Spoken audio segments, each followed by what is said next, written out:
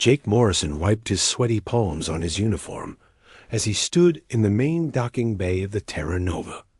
The massive space station hummed quietly around him, but his heart was beating so loud he was sure everyone could hear it. Today was the day humanity would meet their first alien visitors, and Jake couldn't believe he was actually here to see it happen.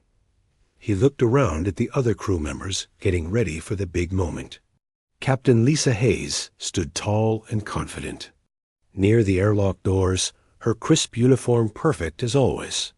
She had been preparing for this day for months, studying every detail about the aliens they were about to meet. Next to her stood Dr. Amy Chun, the smart scientist who knew more about alien biology than anyone else on the ship. She kept checking her tablet, probably reading her notes for the 100th time. Jake was just a junior officer, really. His job was to help with cultural stuff, which basically meant he was supposed to smile, be polite, and try not to mess up the most important day in human history. No pressure at all, he thought to himself with a nervous laugh. The aliens they were meeting called themselves Zephyrians. From what Jake had read in the briefing files, they were supposed to be really advanced and really serious. Their technology was centuries ahead of anything humans had, and they ran a huge empire that controlled dozens of planets. The fact that they even wanted to talk to humans was amazing, considering Earth was just one small planet with people who had barely figured out how to travel between stars. "Remember, everyone," Captain Hayes said in her commanding voice. "This is formal first contact. We follow protocol exactly as we practiced. No surprises, no casual conversation, and absolutely no personal comments. We represent all of humanity." Today, Jake nodded along with everyone else, but inside he felt a little sad about that. All this formal protocol stuff seemed so cold and unfriendly. If he was meeting someone new, he would want to actually talk to them, maybe learn about their life and interests. But he understood why they had to be careful. One wrong word could mess up relations between entire civilizations. The communication system crackled to life. "Terra Nova, this is the Zephyrian diplomatic vessel Starwind. We are ready to dock and begin the formal greeting ceremony. Confirmed, Starwind. You are cleared for docking." "Welcome to Terra Nova," Captain Hayes replied, her voice steady and professional. Jake watched through the large window as the alien ship approached. It was beautiful in a way that human ships weren't, where human vessels were bulky and practical. The Zephyrian ship looked like it was carved from a single piece of dark metal, all smooth curves and elegant lines. It moved through space like it was dancing rather than just flying. The docking process took only a few minutes. Jake could hear the mechanical sounds of the two ships connecting, then the hiss of air pressure equalizing between them. His mouth felt dry. In just moments, he would be looking at real aliens for the first time in his life. A green light appeared above the airlock doors, meaning it was safe to open them. Captain Hayes pressed the control panel, and the heavy doors slid apart with a soft whisking sound. 3 figures stepped through the doorway, and Jake forgot to breathe for a moment. They looked almost human, but not quite. They were taller than most people, maybe 7 feet tall, with long arms and legs that moved with perfect grace. Their skin was pale blue-gray, like the color of winter sky just before snow. They wore simple but elegant clothing that seemed to be made from some kind of fabric that shifted color slightly as they moved, but it was their faces that really caught Jake's attention. They were beautiful in an alien way, with high cheekbones and features that were just sharp enough to remind you they weren't human. And their eyes. Jake had never seen eyes like that before. The alien in front, who was obviously their leader, had eyes that were the most amazing shade of violet Jake had ever seen. They weren't just purple. They seemed to have tiny flecks of silver and gold that caught the light and made them sparkle like jewels. As she looked around the docking bay, her eyes seemed to change color slightly, shifting from deep violet to lighter purple and back again. "Welcome aboard Terra Nova," Captain Hayes said, following the script they had all memorized. "I am Captain Lisa Hayes, commanding officer of this station. On behalf of humanity, we greet you in peace and friendship." The lead alien stepped forward with movements that reminded Jake of a dancer. When she spoke, her voice was musical, but somehow cold at the same time. "I am Ambassador Lyra Vex of the Zephyrian Empire. We come to establish diplomatic relations between our peoples." The formal introductions continued exactly as they had practiced. Each human officer was presented by name and position, and each alien diplomat gave their title and role. Jake noticed that the aliens never smiled, never changed their expressions, and barely seemed to move except when necessary. They were like beautiful statues that could talk. When Captain Hayes introduced him, Jake stepped forward and gave a small bow like they had practiced. "Lieutenant Jake Morrison, Cultural Liaison Officer," he said clearly. Ambassador Lyra's violet eyes met his for just a moment, and Jake felt something strange happen. For just that brief second, her perfectly controlled expression seemed to soften slightly, like there was a real person hiding behind all that formal politeness. Her eyes, which had been looking at each human with the same distant interest, seemed to actually see him as an individual. The formal ceremony continued for another 20 minutes. There were speeches about peace and cooperation, exchanges of symbolic gifts, and discussions of future meetings. Jake tried to pay attention, but he kept finding himself looking at Ambassador Lyra. There was something about her that seemed different from the other aliens, though he couldn't figure out what it was. Maybe it was the way she occasionally glanced around the docking bay with what looked like curiosity, even though she tried to hide it.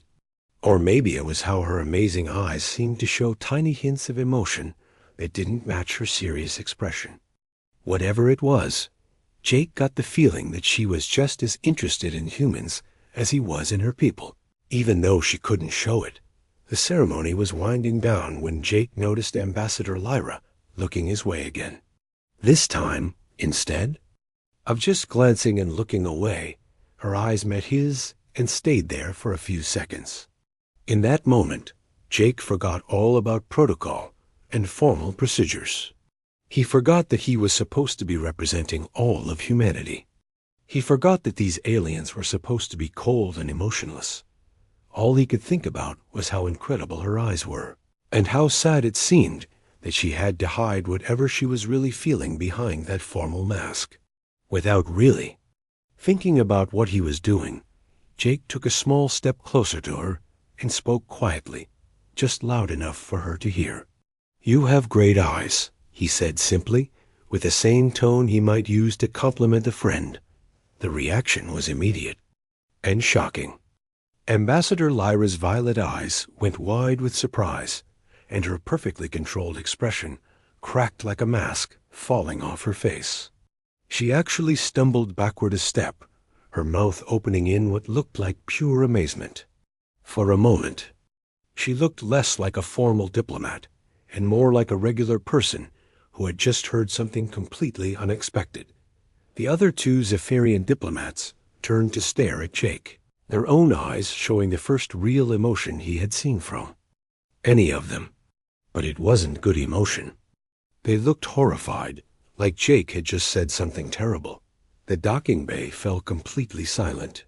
Captain Hayes was staring at Jake with an expression that promised he would be in serious trouble later. Dr. Chun looked confused, like she was trying to figure out what had just happened. The other human officers just looked shocked. Ambassador Lyra continued to stare at Jake, her violet eyes now showing a dozen different emotions at once. Surprise, confusion, something that might have been fear, and something else that Jake couldn't identify.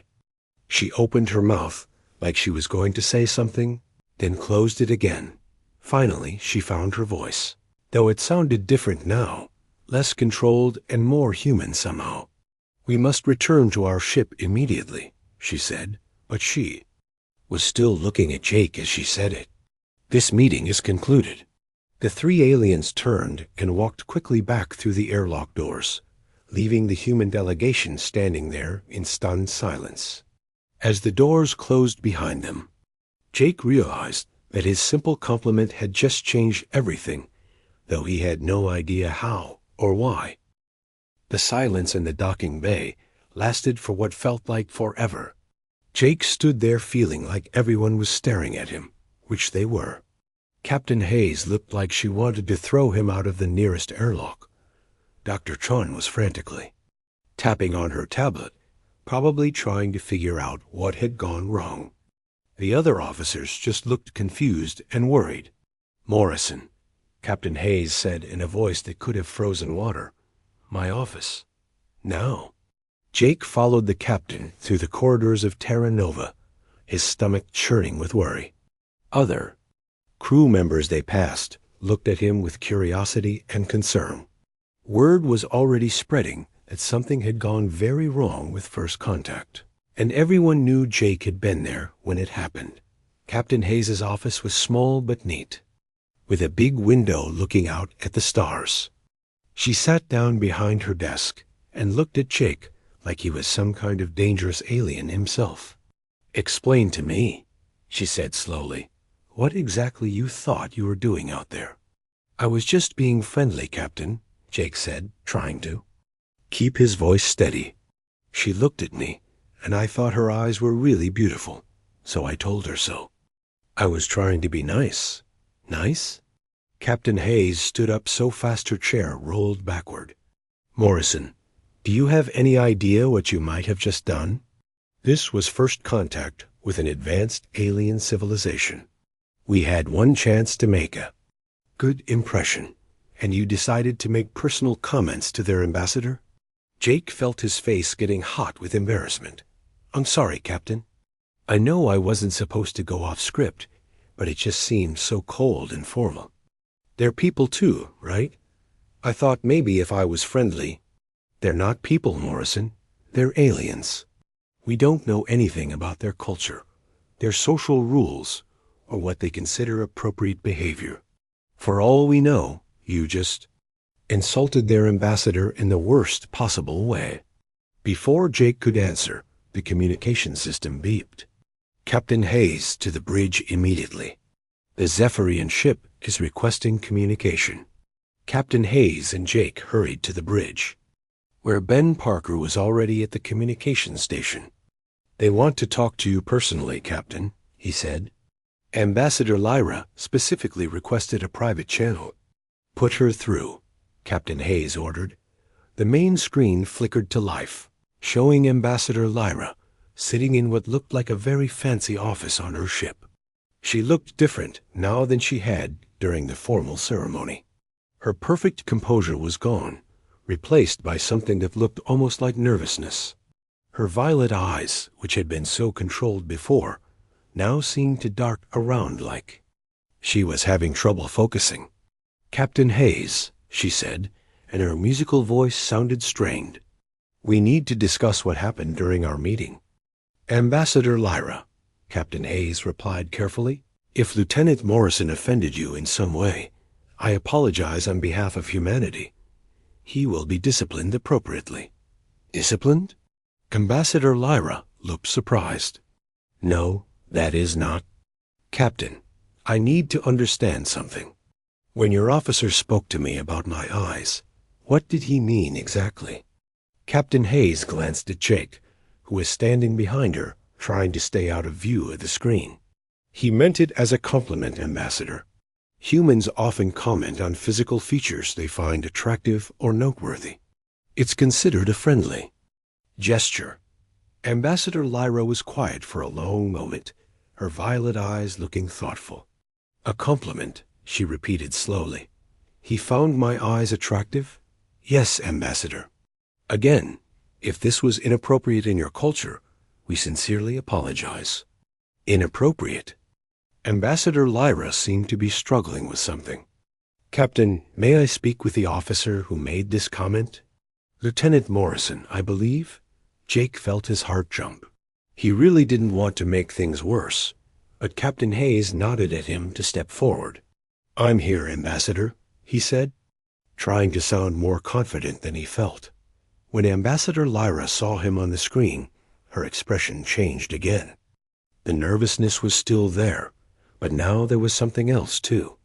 Curiosity, maybe, or confusion. "Lieutenant Morrison," she said carefully, "in your culture, when someone comments on another person's eyes, what does this mean exactly?" Jake glanced at Captain Hayes, who nodded for him to answer. "Well, it means we think they're beautiful, I suppose. Eyes are... they're special to humans.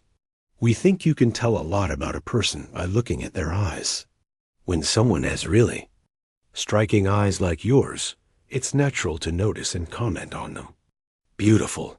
Ambassador Lyra repeated the word like she was testing how it sounded. "You found my eyes beautiful?" "Yes, Mom. They're probably the most amazing eyes I've ever seen. That color is incredible, and the way they seem to change in the light. I'm sorry if I wasn't supposed to say that." Ambassador Lyra was quiet for so long that Jake started to worry the communication had been cut off. Finally, she spoke again, and her voice sounded different somehow. Softer, maybe, or more human. "Lieutenant Morrison, what I am about to tell. You must remain confidential until I give permission otherwise. Do you understand?" "Yes, Ambassador," both Jake and Captain Hayes said at the same time.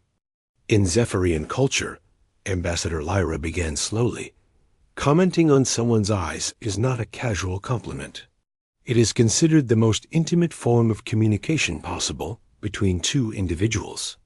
We believe that eyes truly are windows to the soul, as your human saying goes.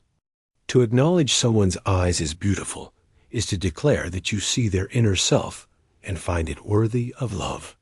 Jake felt his face go pale. "Oh no, Ambassador, I had no idea. I wasn't trying to—" "Please, let me finish," she said gently. "What makes your comment even more significant is that among my people, I am considered ... flawed. My eye color is unusual for a Zephyrian. Most of my kind have eyes that are pale blue or gray. My violet eyes are seen as a genetic abnormality, a mark of imperfection." She paused, and Jake could see something that looked like old pain in those beautiful violet eyes. "No Zephyrian has ever complimented my eyes, Lieutenant Morrison. Most prefer not to look at them directly. I have spent my entire life believing that my eyes were something to be ashamed of, something that marked me as different and lesser." Jake felt his heart breaking for her. "Ambassador, that's terrible. Your eyes are amazing. How could anyone think they were a flaw?" "Because that is what our culture teaches us," she replied. "We value uniformity and conformity above all else. Anything different is seen as wrong, something to be corrected or hidden. I became a diplomat precisely because it allowed me to wear formal masks and coverings that would hide my eyes from others." Dr. Chun, who had been listening quietly, stepped forward. "Ambassador, if I may ask, how did the rest of your delegation react to Lieutenant Morrison's comment?" "They were shocked," Ambassador Lyra admitted. "To them, a human had just declared romantic intentions toward me in the most formal and binding way possible. They are probably reporting back to our government right now that humanity attempted to form a marriage bond with our delegation during first contact." The bridge fell silent as everyone tried to process this information. Finally, Captain Hayes spoke up. "Ambassador, what can we do to fix this misunderstanding?" "I am not certain it is a misunderstanding that needs to be fixed," Ambassador Lyra said quietly. "Lieutenant Morrison, when you looked at me and saw something beautiful where my own people see only flaws, you awakened something in me that I have kept buried for decades. You made me question everything I have been taught about worth and beauty, and what makes someone valuable."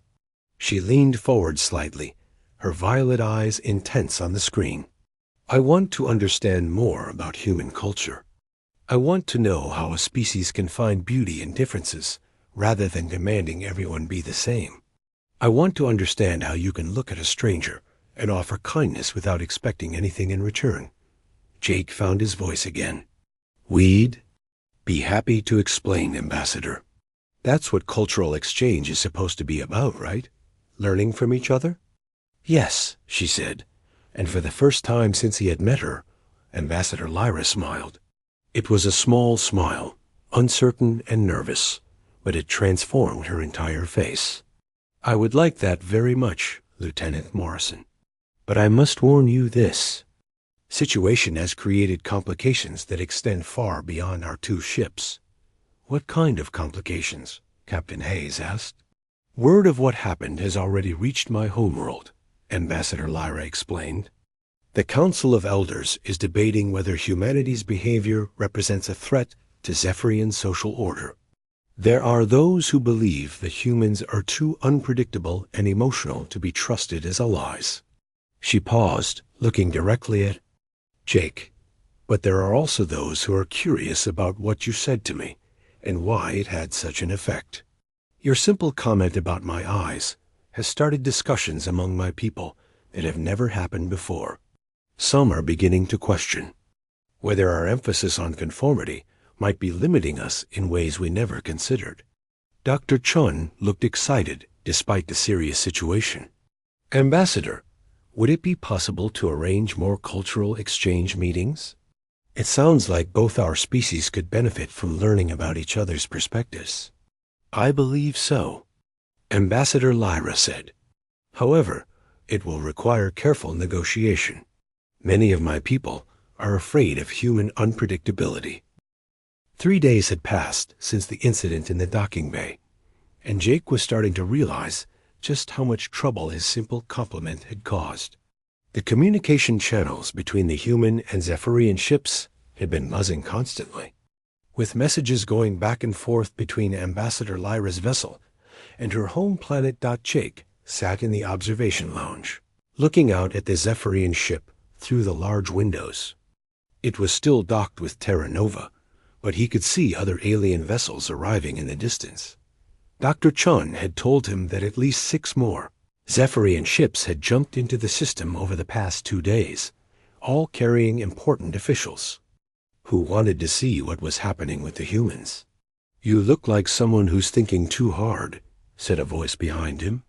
Jake turned to see Dr. Chun approaching with 2 cups of coffee. She sat down next to him and handed him one of the cups. Thanks, Doc, Jake said, taking a sip of the hot coffee.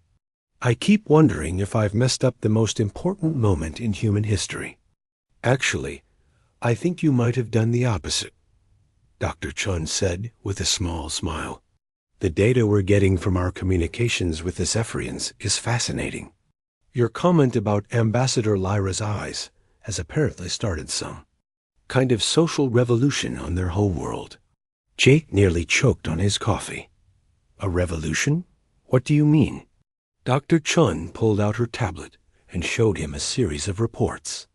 Ambassador Lyra has been sending us detailed information about what's happening in Zephyrian society.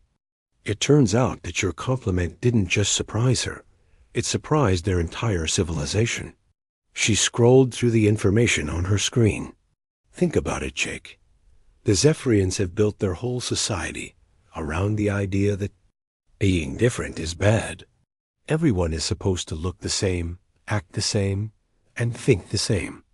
Then a human comes along and tells one of their most flawed individuals that her differences are beautiful. But I didn't know she was considered flawed, Jake protested. I just thought she had amazing eyes. Exactly. And that's what's causing such a stir on their planet. Word has spread about what you said and how you said it. Apparently, there are lots of Zephyrians who have physical differences that their society considers imperfections. For the first time in their history, they're hearing about a species that might find those differences attractive rather than shameful. Jake felt a mix of pride and worry. Is that good or bad? According to Ambassador Lyra, it's both. There are Zephyrians who are excited by the idea that their differences might be seen as valuable. But there are also many who are scared that human influence could destroy their social order. Before Jake could respond, the communication system announced that Captain Hayes wanted to see him in the conference room. When he arrived, he found not only the captain, but also Admiral Robert Cole, who had arrived on Terra Nova the day before to oversee the first contact situation. Admiral Cole was a stern man with gray hair and serious eyes. He looked at Jake like he was trying to solve a difficult puzzle. "Lieutenant Morrison," he said as Jake took a seat, "I've been reading the reports about your interaction with the Zephyrian ambassador. I'm trying to decide whether to give you a medal or transfer you to the furthest outpost I can find." "Sir, I really didn't mean to cause any problems," Jake said quickly. "The problem, Lieutenant, is that you've apparently become the most important human in the galaxy without anyone planning for it," Admiral Cole replied. "Ambassador Lyra has specifically requested that all future cultural discussions include you personally. She won't talk to anyone else about certain topics." Captain Hayes leaned forward. "Jake, the Zephyrian government has split into factions over what happened. Some want to end all contact with humanity immediately. Others want to study us more closely. A few are even suggesting major changes to their own society based on what they've learned about human behavior." "Changes like what?" Jake asked. Dr. Chun answered him. "Ambassador Lyra told me that some younger Zephyrians are starting to question why their society forces everyone to hide their natural differences. There are reports of individuals refusing cosmetic treatments that would make them look more normal by Zephyrian standards." Admiral Cole stood up and walked to the window overlooking the docking bay. "The situation is getting more complex by the hour. We now have 7 Zephyrian ships in our system, each carrying different factions of their government. Some are here to study human culture. Others are here to make sure we don't corrupt their people any further." "What does that mean for us?" Jake asked. "It means," Captain Hayes said, "that you're going to be spending a lot more time talking to aliens. Ambassador Lyra has proposed a series of detailed cultural exchange sessions. She wants to understand human concepts of individual worth, emotional expression, and social diversity." Jake felt overwhelmed. "Captain, I'm just a junior officer. I don't know if I'm qualified to represent all of humanity in discussions like that." "Maybe that's exactly why you're the right person for the job," Dr. Chun said thoughtfully. "You weren't trying to be a diplomat when you complimented Ambassador Lyra's eyes. You were just being human, natural, honest, and kind. That's apparently exactly what the Zephyrians needed to see." Admiral Cole turned back to the group. "The bigger picture is this, Lieutenant. The Zephyrians are technologically advanced far beyond humanity. An alliance with them could advance our civilization by centuries. But they're also struggling with social problems that we might be able to help them solve." "What kind of social problems?" Jake asked. "From what we've learned," Dr. Chun explained, "Zephyrian society has become so focused on conformity and efficiency that they've lost the ability to innovate or adapt. Their technology is advanced, but it hasn't improved in generations because no one is allowed to think differently or try new approaches." Captain Hayes nodded. "Ambassador Lyra told me that their birth rates have been declining for decades because their society discourages the kind of emotional connections that lead to strong family bonds. They're literally dying out because they've forgotten how to value individual relationships." Jake thought about this for a moment. "So when I told her she had great eyes, I wasn't just complimenting her appearance. I was showing her that someone could value her as an individual rather than just as a representative of her species."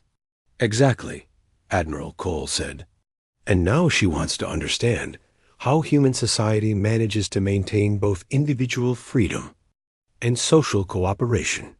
She thinks humanity might have solutions to problems that Zephyrian civilization has been struggling with for centuries." The door to the conference room opened, and Ben Parker stepped in. "Excuse me, Admiral, but we have an incoming priority message from the Zephyrian homeworld. Ambassador Lyra says it's urgent. Put it through to the main conference screen. Admiral Cole ordered. The screen flickered to life, showing Ambassador Lyra in what looked like a different room than before. She appeared more formal than she had in their previous conversations, but her violet eyes still held that warmth that Jake had noticed during their first meeting. "Admiral Cole, Captain Hayes," she said with a slight bow, "I bring news from my homeworld that will affect our ongoing negotiations." "We're listening, Ambassador," Admiral Cole replied. "The Council of Elders has made a decision about humanity's request for formal diplomatic relations. However, their decision comes with unusual conditions that have never been imposed on any species before." Jake felt his stomach tighten with worry. What kind of conditions? Ambassador Lyra looked directly at him through the screen. "Lieutenant Morrison, the Council has decided that any formal alliance between our species must include a comprehensive cultural exchange program. They want to understand how human society produces individuals who can see value in differences rather than viewing them as flaws." "That sounds reasonable," Captain Hayes said carefully. "There is more," Ambassador Lyra continued. "The Council has also decided that you, Lieutenant Morrison, must serve as the primary human representative for all cultural discussions. They believe that your spontaneous comment about my eyes demonstrates a type of thinking that could benefit our entire civilization." Jake felt like the room was spinning. "Ambassador, I'm honored, but I'm not sure I'm qualified for something that important." "The qualification they are looking for is not diplomatic training or cultural expertise," Ambassador Lyra explained. "It is the ability to see individuals rather than categories, to find beauty in uniqueness rather than demanding conformity. According to their analysis of our conversations, you possess these qualities naturally." Admiral Cole leaned forward. "What happens if we agree to these conditions?" "Then we proceed with formal alliance negotiations, along with the most extensive cultural exchange in Zephyrian history. My people are prepared to share their advanced technology with humanity in exchange for learning about human social structures and individual relationships." "And if we don't agree?" Captain Hayes asked. Ambassador Lyra's expression became sad. "Then the conservative faction on my homeworld will declare that humanity is too unpredictable to be trusted as allies. All contact between our species will be terminated, and humans will be marked as a species to be avoided." The conference room fell silent as everyone considered the implications. Finally, Admiral Cole spoke. Jake had barely slept the night before his first official cultural exchange session with Ambassador Lyra. He kept thinking about all the ways he could accidentally say something that would ruin humanity's chances of making alien friends. Dr. Chun had given him a stack of books about diplomacy and cultural sensitivity, but they all seemed to say different things about what he should or shouldn't do. The meeting was scheduled to take place in a special conference room that had been set up between the two ships.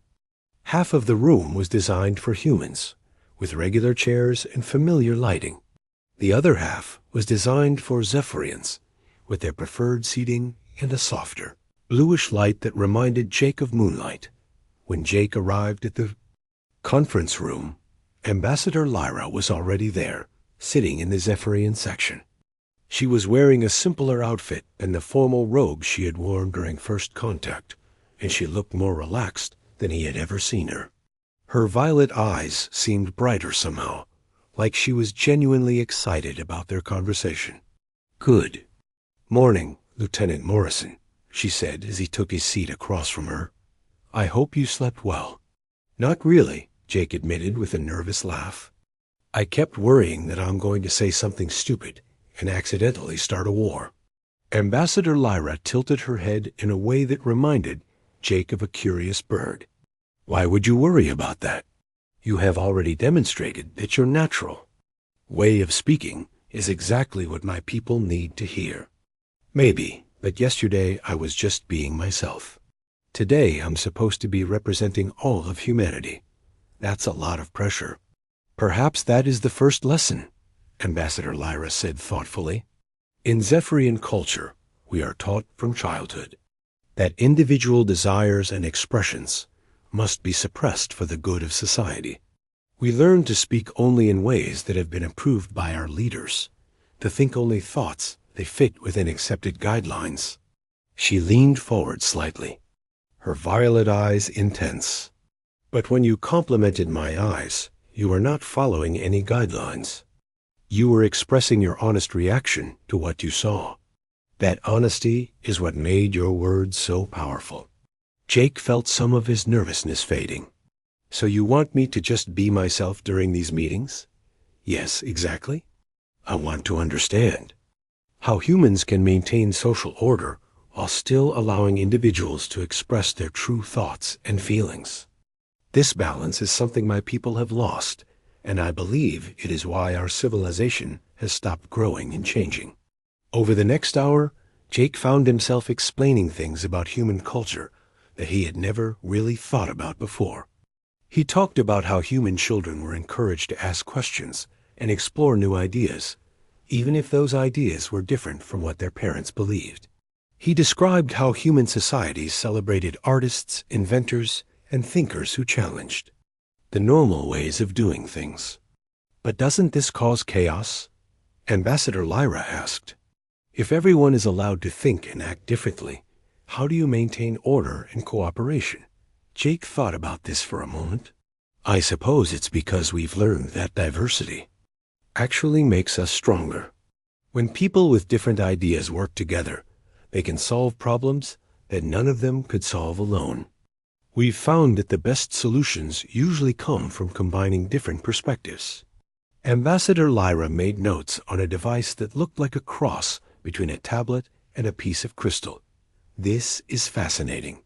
In Zephyrian society, we believe that different perspectives lead to conflict and inefficiency. We are taught that the fastest way to reach a solution is for everyone to think the same way. But that means you're limited to solutions that fit within your existing way of thinking, Jake pointed out. What happens when you encounter a problem that can't be solved using traditional Zephyrian methods? We struggle with such problems for long periods of time, Ambassador Lyra admitted, sometimes for generations. Our leaders eventually find a solution that fits within our accepted frameworks, but it often takes much longer than it should. Jake nodded. That's exactly why humans value different ways of thinking. Someone who approaches a problem from a completely different angle might see a solution that everyone else missed. As their conversation continued, Jake began to notice changes in Ambassador Lyra's behavior. She was asking more personal questions, not just about human culture in general, but about Jake's own experiences and opinions. She seemed genuinely curious about what it was like to grow up in a society that encouraged individual expression. Tell me about your childhood, Lieutenant Morrison, she said during their second meeting a few days later. How did your family react when you expressed ideas that were different from theirs? Jake smiled, thinking back to his younger years. My parents encouraged me to question things, actually. I remember when I was about 10 years old, I decided that the way we organized our neighborhood cleanup day was inefficient. Instead of getting mad at me for criticizing the established system, my parents helped me present my ideas to the neighborhood council. And what happened? They listened to my suggestions and actually implemented some of them. It taught me that my ideas had value, even though I was just a kid. That kind of encouragement is pretty normal in human families. Ambassador Lyra was quiet for a long time after Jake finished his story. Finally, she spoke in a voice that sounded different somehow, softer and more personal.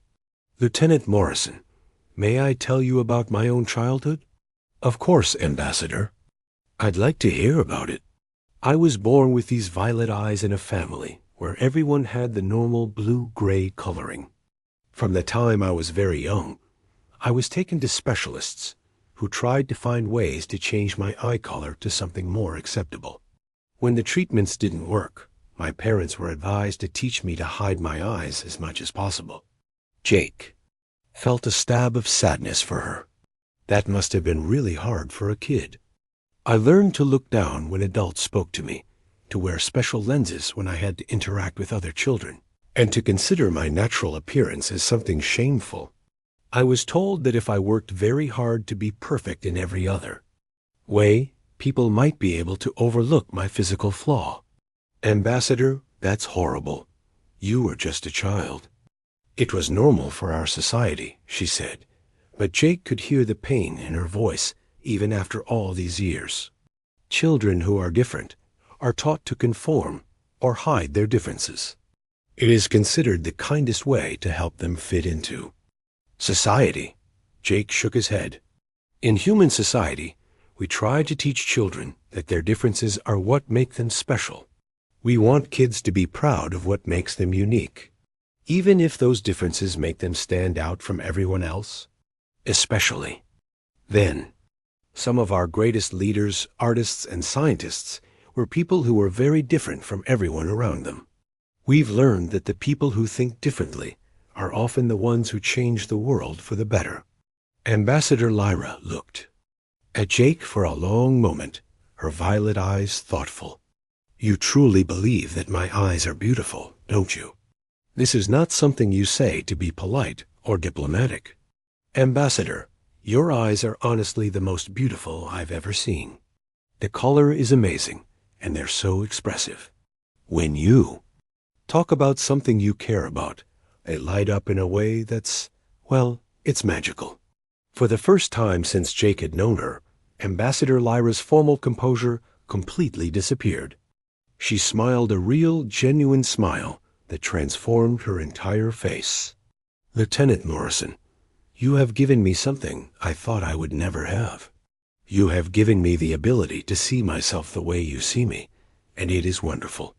Our conversations continued over the following weeks, and Jake began to see dramatic changes in Ambassador Lyra. She stopped wearing the formal coverings that had hidden her eyes during official meetings.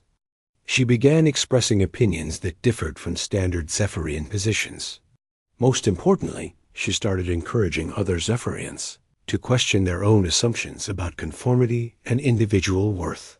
The changes weren't limited to Ambassador Lyra. Reports from the Zephyrian homeworld indicated that her communications about human culture were causing widespread discussions among her people. Young Zephyrians were beginning to ask why their society discouraged individual expression. Scientists were questioning whether their rigid research methods might be preventing breakthrough discoveries. Artists were experimenting with new forms of creative expression that had been forbidden for generations. But the changes were also causing problems. Conservative Zephyrian leaders were alarmed by what they saw as dangerous human influence corrupting their social order.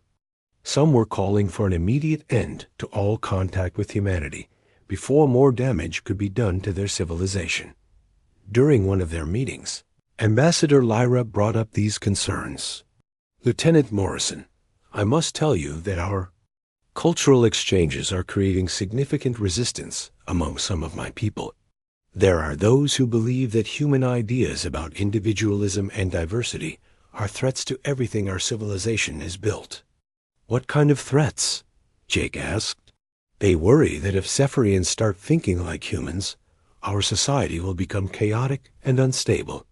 They point to human history, with its wars and conflicts, as evidence that individual freedom leads to violence and destruction.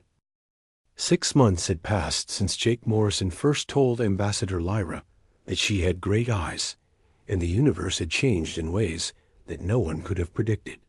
Jake stood on the observation deck of the new joint research station called Unity. Watching ships from both Earth and the Zephyrian homeworld working together in perfect harmony. The station was massive, built using a combination of human creativity and Zephyrian engineering that neither species could have achieved alone. Human workers and Zephyrian technicians moved through the corridors together, sharing jokes and ideas in a mixture of languages that had become the unofficial communication style of the station. Hard to believe it all started with you telling.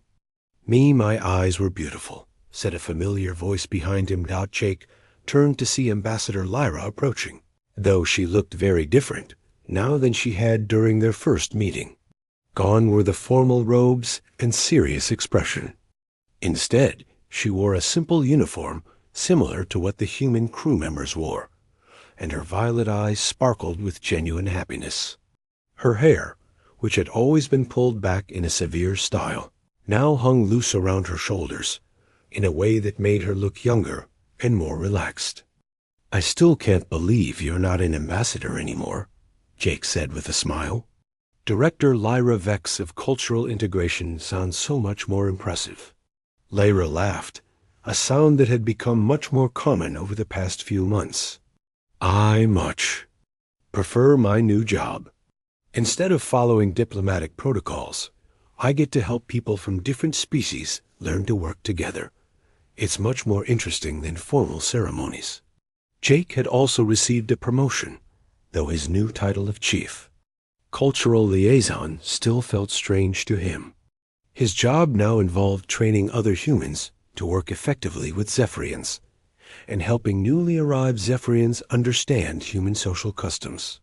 It was challenging work, but incredibly rewarding. How are the new arrivals settling in? Jake asked, nodding toward the docking bay where another transport ship was arriving from the Zephyrian homeworld. Better than expected, Lyra replied. This group includes several young scientists who specifically requested to work on Unity, one after hearing about our research projects. They're excited about the possibility of combining Zephyrian precision with human innovation. The changes hadn't happened overnight. The first few months after Jake and Lyra's initial cultural exchange sessions had been difficult, with resistance from conservative factions in both governments. Many humans had worried that working too closely with aliens might somehow change human culture in negative ways. Similarly, many Zephyrians had feared that exposure to human individualism would destroy their social order, but the practical benefits of cooperation had gradually won over the skeptics. When human creativity was combined with Zephyrian technology, the results were remarkable. Medical breakthroughs that had seemed impossible suddenly became achievable. Engineering problems that had puzzled scientists for decades were solved in weeks. Agricultural techniques developed jointly by both species had already begun addressing food shortages on several human colonies. The research teams are making incredible progress, Lyra continued.